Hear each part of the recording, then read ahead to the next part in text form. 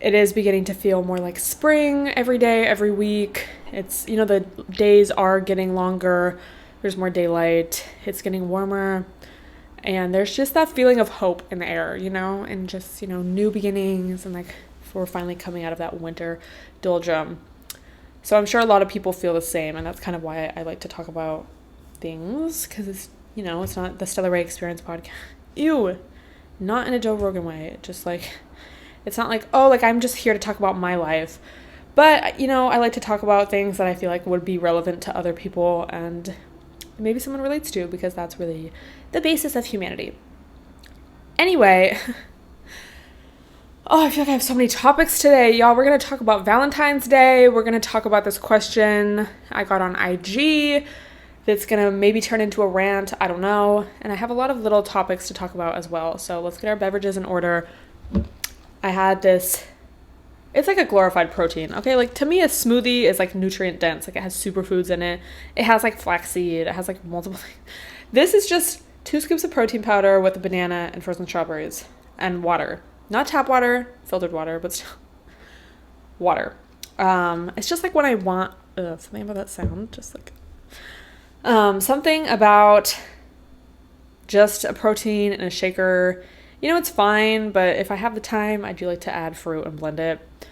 And then I also, to celebrate the podcast, I actually have a lot of this, not a lot, but a significant amount of this left.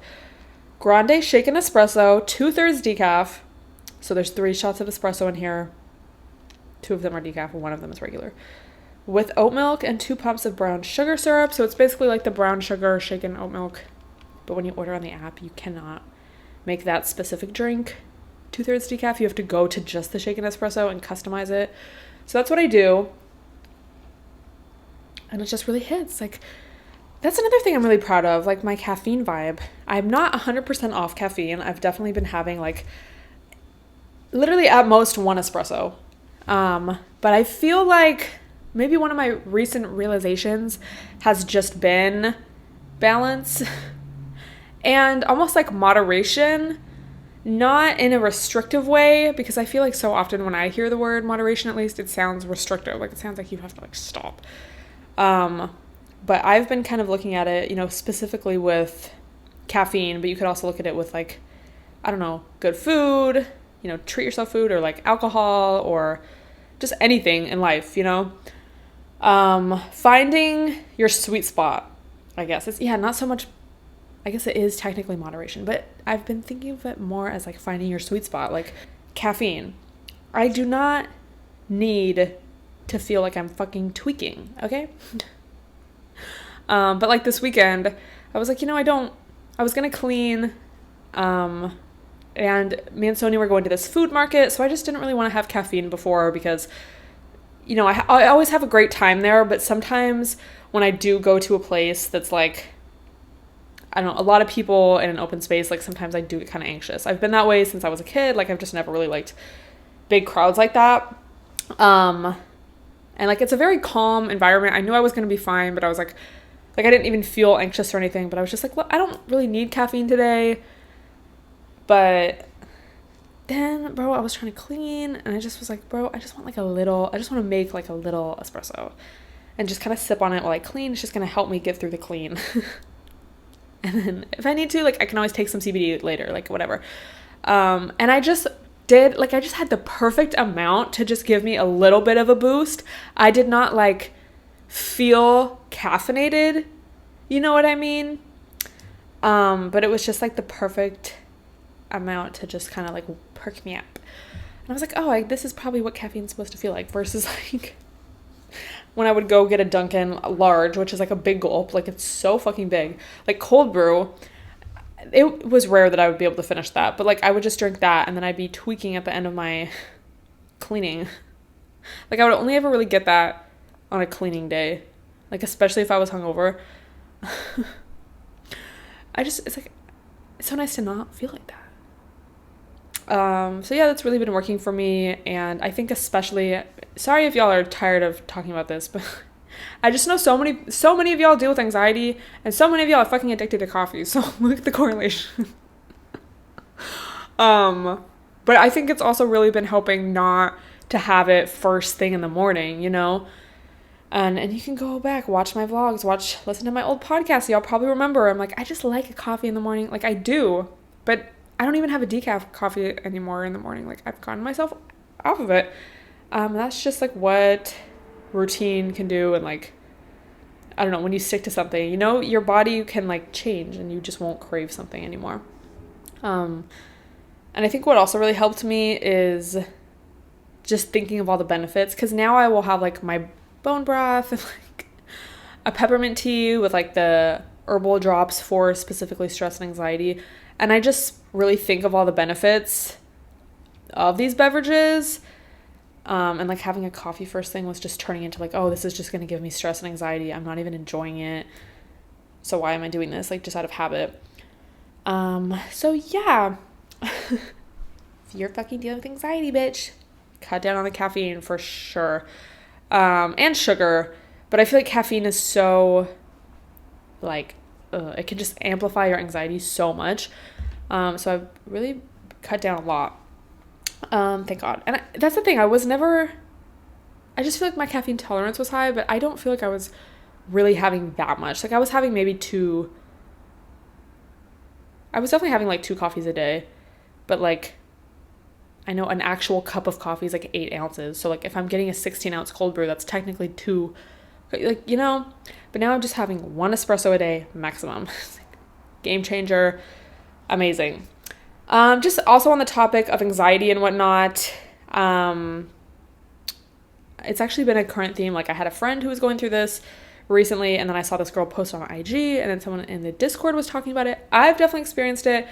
But just when you have so much anxiety that it's like hard to eat or like hard to swallow, or you just period have no appetite, what to do when that happens.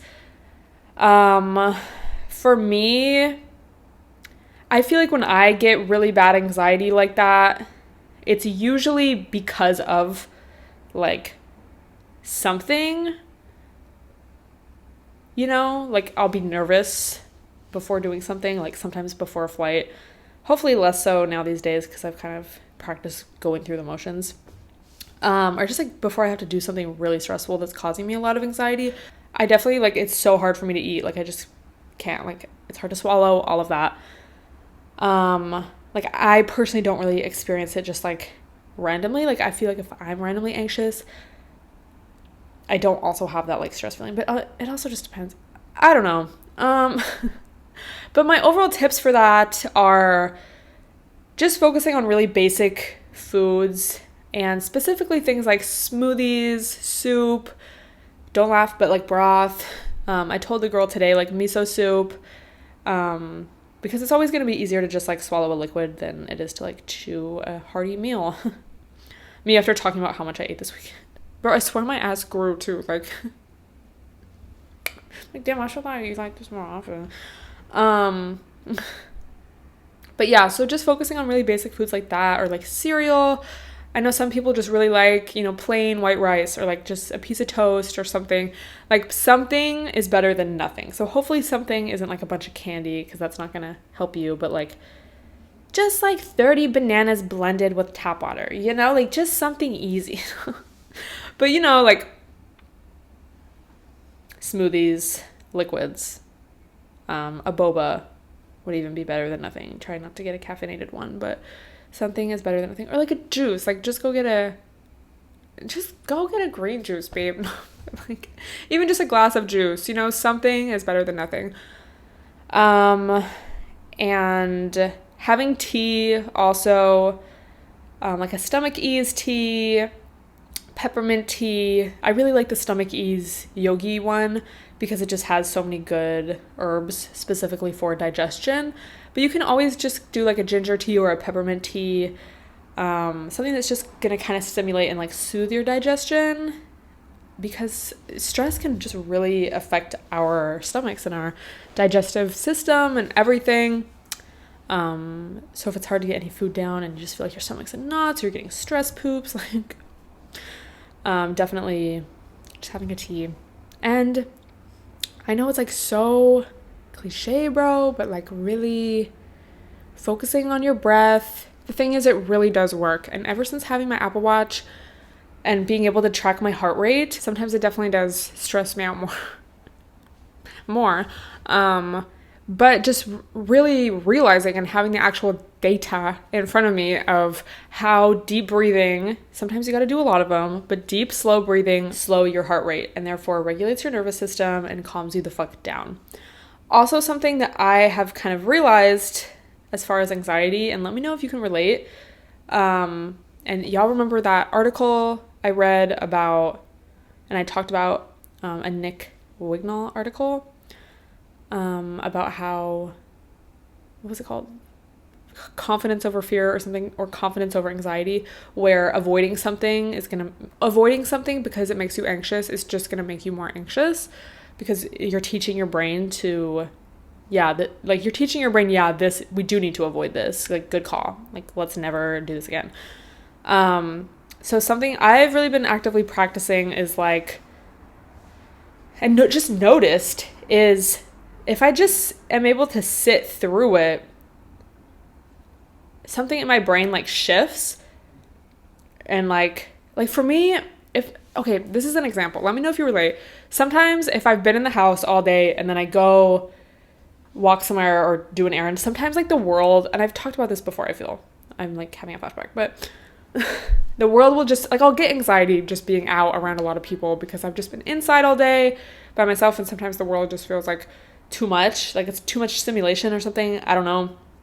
But I will always notice like my hands get kind of numb and cold, and that's like a nervous system response. You know, your body thinks you're in danger, so it's turning off certain things to focus on like your main things that you would need to fight or flight. So let's say I'm like going to meet my friend for lunch, and I've been inside all day. I'm kind of feeling like anxious. My heart rate is up. I'm feeling like kind of tingly hands or sweaty or cold. If I'm just able to sit through it instead of like, oh, I feel anxious, like, let me leave, this is a bad sign, like, I need to just leave. If I just sit and I focus on my breathing and I focus on talking to my friend, I will be uncomfortable. But then it's like, because I didn't run away, my body's like, oh, we're not in danger. And then for me, I always notice it first, like my hands feel warm, like I'll feel warm. And that's like the circulation returning to those areas because your nervous system is like stabilizing. And I will also notice it like, I noticed it this weekend because I went to go get a wax, and I love waxing so much better, like Brazilian wax.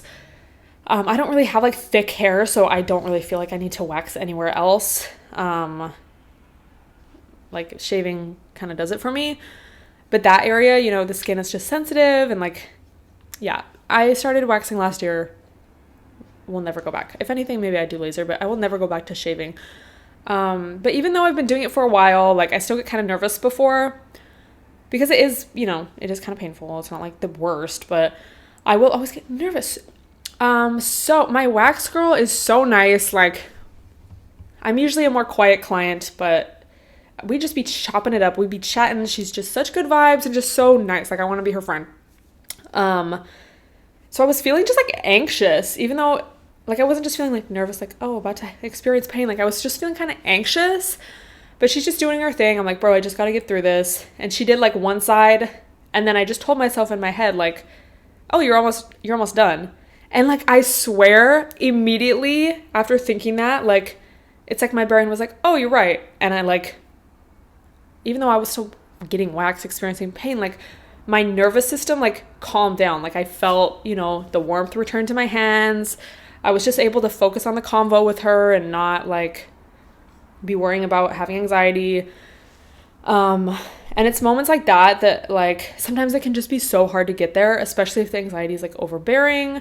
It's like, why would I fucking put myself through this when I could just leave or run away or like go home or like go to the car or whatever.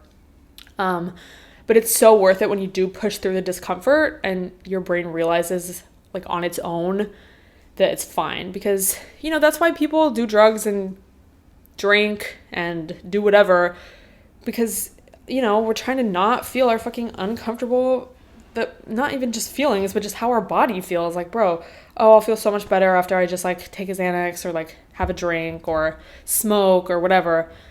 But like, if you're able to train yourself, the key, and it's so much easier fucking said than done, but the key is to be able to realize that like it's possible for you to get there, like just on your own naturally. And like, I say that with a grain of salt because everyone is different. Everyone has had different traumatic experiences. Like, this is not just like, you can fix your trauma by just like not being a little bitch. Like, obviously some people have more severe anxiety or just like things going on than someone else.